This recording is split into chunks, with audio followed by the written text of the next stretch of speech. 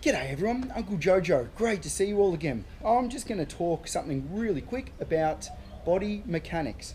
When we go to lift things on site, I see so many carpenters, builders, brickies, concreters, all lifting wheelbarrows with a slouched back. So what's happening is they're rounding their back and they're lifting the wheelbarrow with a bit of an arch rather than engaging their shoulders, their core, their lats, and taking on the weight in a more even distribution throughout the body.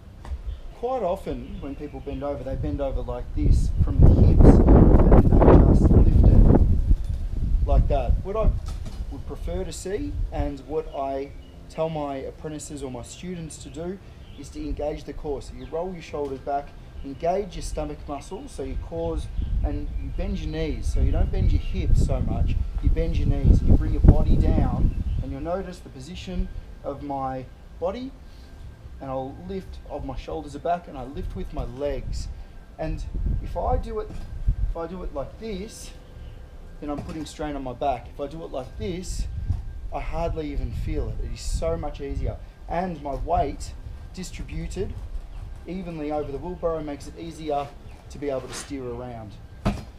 So quick one for you, don't bend over with the shoulders rolled forward, curl the shoulders back, bend with the knees out, and just lift with the legs. So activate your glutes, activate your core. Thanks for watching. Any questions or queries about that, flick them over for me. Otherwise, stay unreal, banana peel, and I'll see you in the soup.